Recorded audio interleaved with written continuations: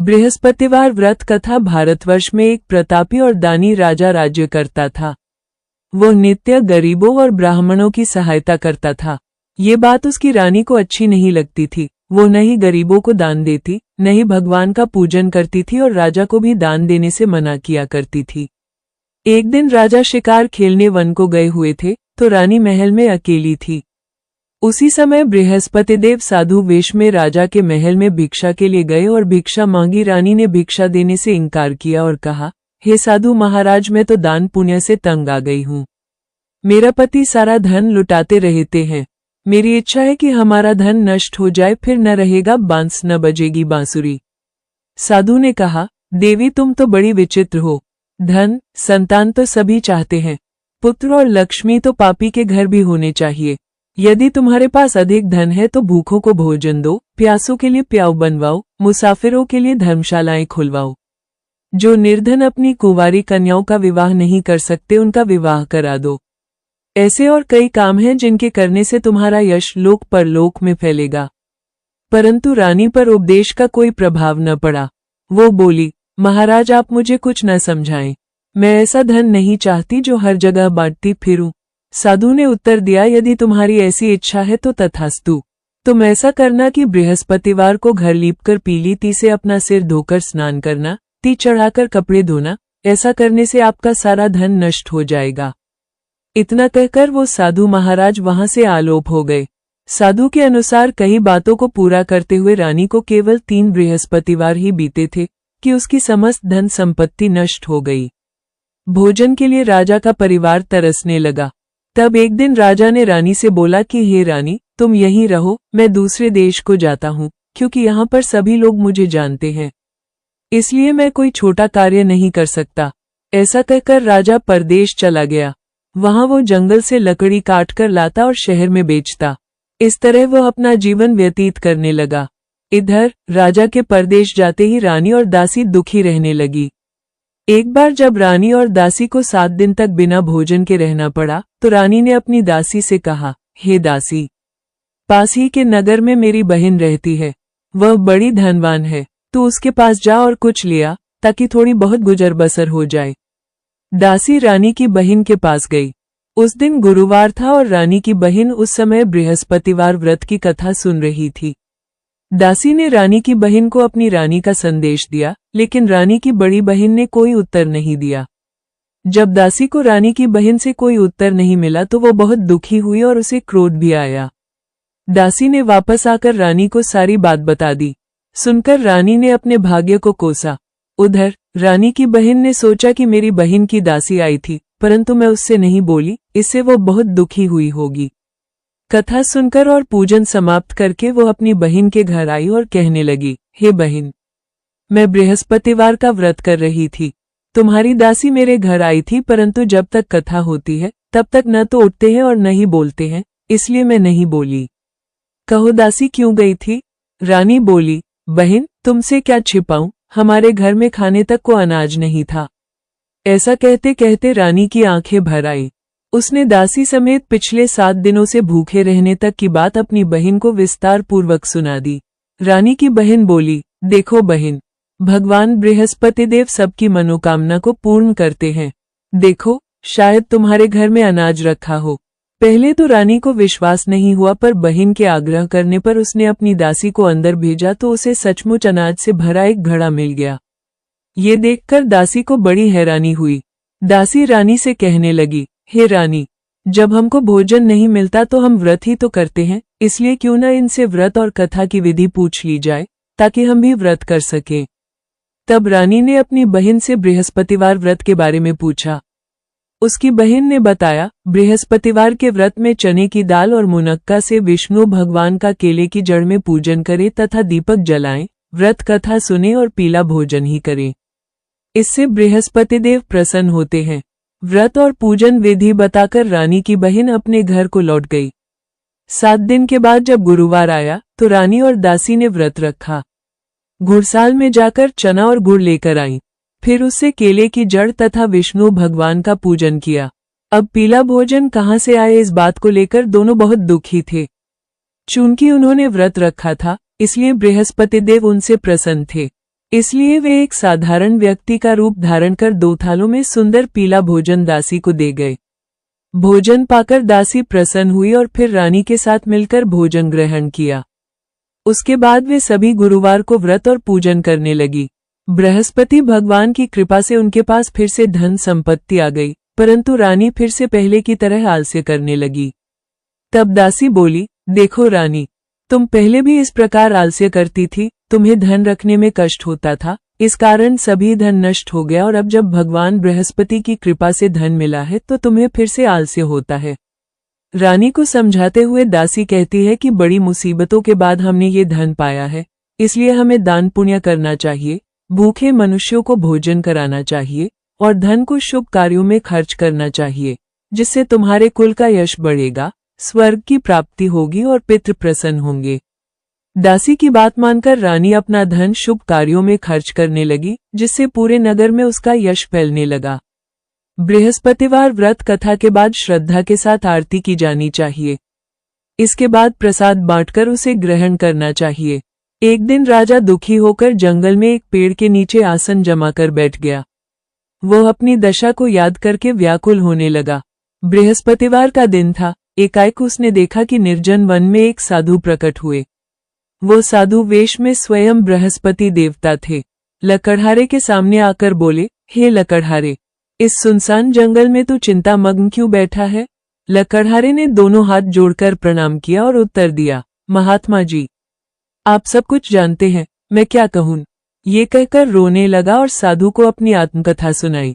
महात्मा जी ने कहा, तुम्हारी स्त्री ने बृहस्पति के दिन बृहस्पति भगवान का निरादर किया है, जिसके कारण रुष्ट होकर उन्होंने तुम्हारी ये दशा कर दी। अब तुम चिंता को दूर करके मेरे कहने पर चलो तो तुम्हारे सब कष्ट दूर हो जाएंगे और भगवान पहले से भी अधिक संपत्ति देंगे। तुम बृहस्पति के दिन कथा किया करो। 2 पैसे के चने मुनक्का लाकर उसका प्रसाद बनाओ और शुद्ध जल से लोटे में शक्कर मिलाकर अमृत तैयार करो। कथा के पश्चात अपने सारे परिवार और सुनने वाले प्रेमियों में अमृत व प्रसाद बांटकर आप भी ग्रहण करो। ऐसा करने से भगवान तुम्हारी सब मनोकामनाएं पूरी करेंगे। साधु के ऐसे वचन सुनकर लकड़हारा बोला, हे प्रभु, मुझे लकड़ी बेचकर इतना पैसा नहीं मिलता जिससे भोजन के उपरांत कुछ बचा सकूं। मैंने रात्रि में अपनी स्त्री को व्याकुल देखा है। मेरे पास कुछ भी नहीं जिससे मैं उसकी खबर मंगा सकूं। साधु ने कहा, हे लकड़हारे, तुम किसी बात की चिंता मत करो। बृहस्पति के दिन तुम रोजाना की तरह लकड़ियां लेकर शहर को जाओ। तुमको रोज से 2 गुना धन प्राप्त होगा, जिससे तुम भली भांति भोजन कर लोगे तथा बृहस्पति देव की पूजा का सामान भी आ जाएगा। इतना कहकर साधु अंतर्ध्यान हो गए। धीरे धीरे समय व्यतीत होने पर फिर वही बृहस्पतिवार का दिन आया। लकड़हारा जंगल से लकड़ी काटकर किसी शहर में बेचने गया। उसे उस दिन और दिन से अधिक पैसा मिला। राजा ने चना गुड़ आदि लाकर गुरुवार का व्रत किया। उस दिन से उसके सभी क्लेश दूर हुए, परंतु जब दोबारा गुरुवार का दिन आया तो बृहस्पतिवार का व्रत करना भूल गया। इस कारण बृहस्पति भगवान नाराज हो गए। उस दिन उस नगर के राजा ने विशाल यज्ञ का आयोजन किया तथा शहर में ये घोषणा करा दी कि कोई भी मनुष्य अपने घर में भोजन न बनावे न आग जलावे, समस्त जनता मेरे यहाँ भोजन करने आवे। इस आज्ञा को जो न मानेगा उसे फांसी की सजा दी जाएगी। इस तरह की घोषणा संपूर्ण नगर में करवा दी गई। राजा की आज्ञानुसार शहर के सभी लोग भोजन करने गए, लेकिन लकड़हारा कुछ देर से पहुंचा, इसलिए राजा उसको अपने साथ घर लेवा ले गए और ले जाकर भोजन करा रहे थे तो रानी की दृष्टि उस खूंटी पर पड़ी जिस पर उसका हार लटका हुआ था। वो वहां पर दिखाई नहीं दिया। रानी ने निश्चय किया कि मेरा हार इस मनुष्य ने चुरा लिया है। उसी समय सिपाहियों को बुलाकर उसको कारागार में डलवा दिया। जब लकड़हारा कारागार में पड़ गया और बहुत दुखी होकर विचार करने लगा कि न जाने कौन से पूर्व जन्म के कर्म से मुझे ये दुख प्राप्त हुआ है, और उसी साधु को याद करने लगा जो कि जंगल में मिला था। उसी समय तत्काल बृहस्पति देव साधु के रूप में प्रकट हुए और उसकी दशा को देखकर कहने लगे, अरे मूर्ख, तूने बृहस्पति देव की कथा नहीं करी, इस कारण तुझे दुख प्राप्त हुआ है। अब चिंता मत कर, बृहस्पतिवार के दिन कारागार के दरवाजे पर 4 पैसे पड़े मिलेंगे। उनसे तू बृहस्पति देव की पूजा करना, तेरे सभी कष्ट दूर हो जाएंगे। बृहस्पति के दिन उसे 4 पैसे मिले। लकड़हारे ने कथा कही। उसी रात्रि को बृहस्पति देव ने उस नगर के राजा को स्वप्न में कहा, हे राजा, तुमने जिस आदमी को कारागार में बंद कर दिया है वो निर्दोष है। वो राजा है, उसे छोड़ देना। रानी का हार उसी खूंटी पर लटका है। अगर तू ऐसा नहीं करेगा तो मैं तेरे राज्य को नष्ट कर दूंगा। इस तरह रात्रि के स्वप्न को देखकर राजा प्रातःकाल उठा और खूंटी पर हार देखकर लकड़हारे को बुलाकर क्षमा मांगी तथा लकड़हारे को योग्य सुंदर वस्त्र आभूषण देकर विदा कर दिया। बृहस्पति देव की आज्ञानुसार लकड़हारा अपने नगर को चल दिया।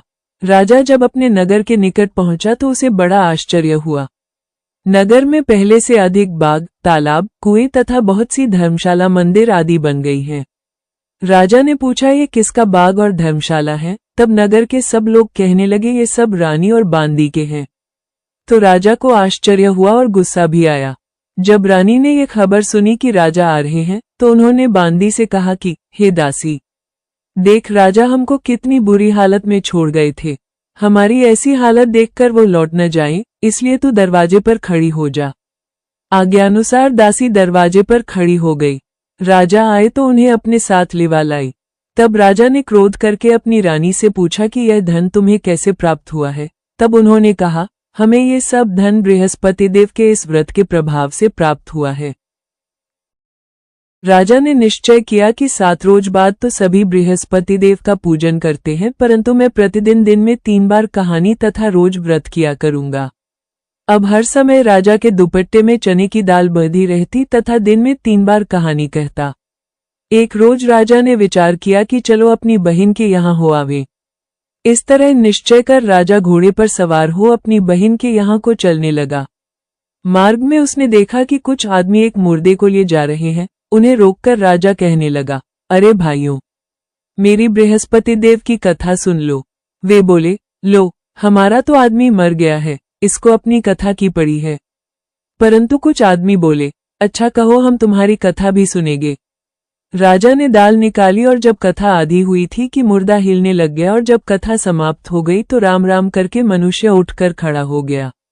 आगे मार्ग में उसे एक किसान खेत में हल चलाता मिला।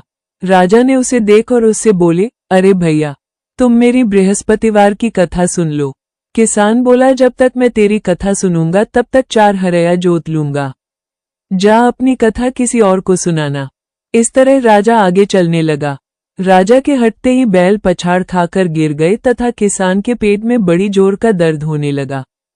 उस समय उसकी माँ रोटी लेकर आई। उसने जब ये देखा तो अपने पुत्र से सब हाल पूछा और बेटे ने सभी हाल कह दिया। तो बुढ़िया दौड़ी दौड़ी उस घुड़सवार के पास गई और उससे बोली कि मैं तेरी कथा सुनूंगी, तू अपनी कथा मेरे खेत पर चलकर ही कहना। राजा ने बुढ़िया के खेत पर जाकर कथा कही, जिसके सुनते ही वो बैल उठ खड़ हुए तथा किसान के पेट का दर्द भी बंद हो गया। राजा अपनी बहन के घर पहुंचा। बहन ने भाई की खूब मेहमानी की। दूसरे रोज प्रातःकाल राजा जगा तो वो देखने लगा कि सब लोग भोजन कर रहे हैं। राजा ने अपनी बहन से कहा, ऐसा कोई मनुष्य है जिसने भोजन नहीं किया हो? मेरी बृहस्पतिवार की कथा सुन ले। बहन बोली, हे भैया, ये देश ऐसा ही है कि पहले यहाँ लोग भोजन करते हैं, बाद में अन्य काम करते हैं। अगर कोई पड़ोस में हो तो देखा उन। वो ऐसा कहकर देखने चली गई, परंतु उसे कोई ऐसा व्यक्ति नहीं मिला जिसने भोजन न किया हो। अतः वो एक कुम्हार के घर गई जिसका लड़का बीमार था। उसे मालूम हुआ कि उनके यहाँ 3 रोज से किसी ने भोजन नहीं किया है।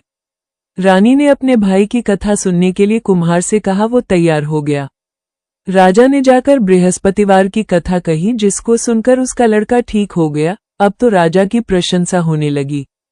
एक रोज राजा ने अपनी बहन से कहा कि हे बहन, हम अपने घर को जाएंगे, तुम भी तैयार हो जाओ। राजा की बहन ने अपनी सास से कहा। सास ने कहा, हाँ चली जा, परंतु अपने लड़कों को मत ले जाना, क्योंकि तेरे भाई के कोई औलाद नहीं है। बहन ने अपने भैया से कहा, हे भैया, मैं तो चलूंगी पर कोई बालक नहीं जाएगा। राजा बोला, जब कोई बालक नहीं चलेगा तब तुम ही क्या करोगी? बड़े दुखी मन से राजा अपने नगर को लौट आया। राजा ने अपनी रानी से कहा, हम निरवंशी हैं, हमारा मुंह देखने का धर्म नहीं है और कुछ भोजन आदि नहीं किया। रानी बोली, हे प्रभु, बृहस्पति देव ने हमें सब कुछ दिया है, वो हमें औलाद अवश्य देंगे। उसी रात को बृहस्पति देव ने राजा से स्वप्न में कहा, हे राजा उठ, सभी सोच त्याग दे, तेरी रानी गर्भ से है। राजा की यह बात सुनकर बड़ी खुशी हुई। 9वें महीने में उसके गर्भ से एक सुंदर पुत्र पैदा हुआ। तब राजा बोला, हे रानी, स्त्री बिना भोजन के रह सकती है, पर बिना कहे नहीं रह सकती। जब मेरी बहन आवे तुम उससे कुछ कहना मत। रानी ने सुनकर हाँ कर दिया। जब राजा की बहन ने ये शुभ समाचार सुना तो वो बहुत खुश हुई तथा बधाई लेकर अपने भाई के यहाँ आई। तभी रानी ने कहा, घोड़ा चढ़कर तो नहीं आई, गधा चढ़ी आई। राजा की बहन बोली, भाभी मैं इस प्रकार न कहती तो तुम्हें औलाद कैसे मिलती। बृहस्पति देव ऐसे ही हैं, जैसी जिसके मन में कामनाएं हैं, सभी को पूर्ण करते हैं। जो सद्भावनापूर्वक बृहस्पतिवार का व्रत करता है एवं कथा पढ़ता है अथवा सुनता है, दूसरों को सुनाता है, बृहस्पति देव उसकी सभी मनोकामना पूर्ण करते हैं। भगवान बृहस्पति देव उसकी सदैव रक्षा करते हैं। संसार में जो मनुष्य सद्भावना से भगवान जी का पूजन व्रत सच्चे हृदय से करते हैं तो उनकी सभी मनोकामनाएं पूर्ण करते हैं। जैसी सच्ची भावना से रानी और राजा ने उनकी कथा का गुणगान किया तो उनकी सभी इच्छाएं बृहस्पति देव जी ने पूर्ण की थीं।